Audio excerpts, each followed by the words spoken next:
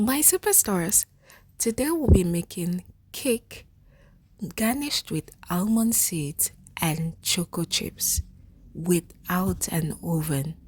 You heard me, my superstars. We'll be making this cake without an oven. So, if you've been thinking of how to make a cake at home, but you've not been able to because you don't have an oven, come sit and watch with me, my superstars, because I'm going to show you how it can be done without an oven. So, first, we're going to break 4 eggs into a bowl, and next, we're going to whisk the egg. As you can see, I'm trying to whisk the egg in the bowl with a whisker. We're going to continue this process until the egg has increased in size, it is foamy and all that. So we are whisking the egg. This process is really important because it's going to affect the final texture of your cake. Alright, so as you can see, the egg is already very foamy. If you're tired of whisking with your hands, you can use an electric mixer to achieve this as quick as possible. But if you don't have an electric mixer like myself, why not? You can use your hands. So I've been able to achieve this with just my manual whisker. Alright, so next we're going to add 1/3 cup of sugar. Okay, so this quantity of sugar is totally dependent on choice. If you want your cake to be very sugary, if you have a sweet tongue, you can do a half cup of sugar.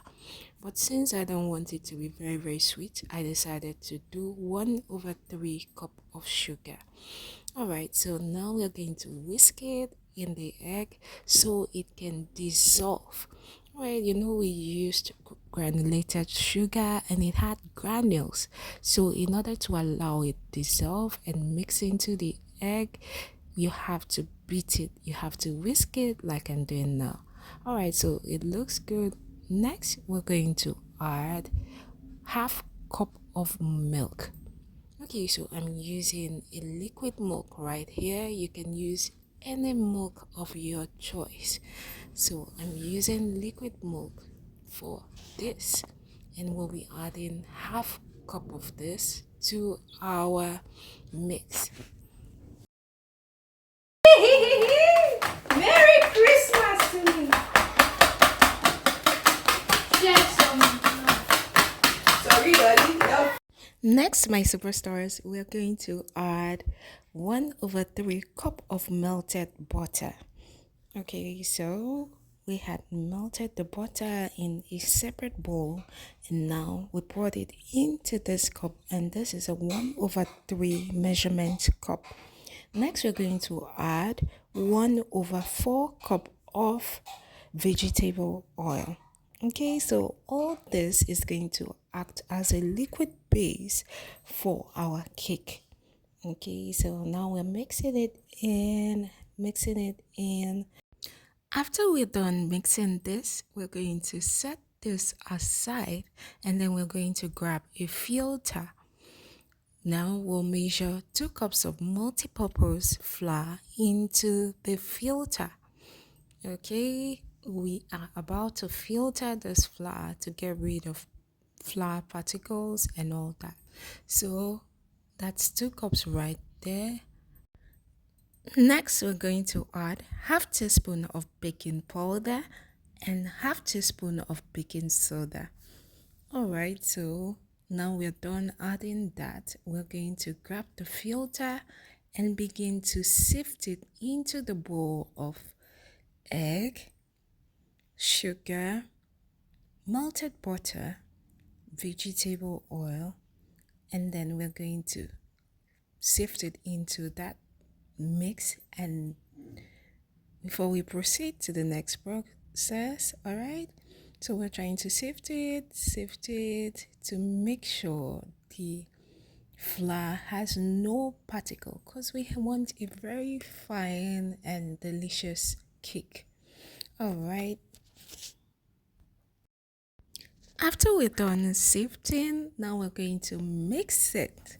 We're going to mix everything together together. All right, my superstars. So I'm stirring it, trying to mix the dry ingredients and the wet ingredients together. So while you're making cake, my superstars, you don't have to stir for too long. Okay, once everything has mixed, you're going to have to stop immediately because we are not going to make bread or chin chin or something like that. We want to make a cake dough. You don't stir a cake dough for too long. All right, so we've had the consistency right here. But before we proceed to the last step, we're going to add our last ingredient, which is vanilla flavor. My superstars, we are going to add just a cup of vanilla flavor to the mix. You use the cover to measure it. This vanilla flavor plays a very unique role in cakes. It adds this vanilla taste and aroma to food. I love vanilla flavor. That's why I'm adding it. Okay, so you stirred briefly, and next you've seen that my superstars, that consistency is good. So we're going to go ahead and line our pan with parchment paper. Okay, so if you don't have a parchment paper, you can rub oil or butter on your pan. The reason for doing this is so that your cake does not stick to the pan after baking. So I do have a parchment paper right here, so I'm going to go ahead and line my pan with it. All right, that's it. It's all set. So next we're going to pour in our cake batter into the pan. All right, so we're pouring it in. As you can see, look at that, my superstars. You can see that consistency. It's not too thick. It's just perfect. In the meantime, my superstars, have you liked this video? Please hit the like button. Thank you. And if you have not subscribed, please hit the subscribe button and turn on your notification bell so you'll be notified whenever there's a new video. Thank you, my superstars. Alright, so after pouring it into the pan, next you're going to heat the pan on a flat surface. This is to ensure that the mixture settles into the pan and all form of air is expelled. Alright, so now I'm going to garnish our cake. Alright, so I have almond nuts which I had cut into very tiny particle sizes. Alright, so that's it right there. I've placed it on top of the cake. Alright, and also I have chocolate chips. So I had bought chocolate chips from a baking store. That's it right there in the container. I'm going to take some and then pour it on the cake. My superstars, what's your best flavor of cake? Is it vanilla? Is it chocolate? Let me know in the comment section. And what are your best toppings? Write it in the comment section. Next, we're going to prepare a manual oven. So for this, we'll be using an empty pot. Then you'll place a metallic surface inside. What I have right there was from an old gas cooker. That stand, I got it from an old gas cooker. So I'm going to place it in the pot, and then you're going to go ahead and set your pan on top of it.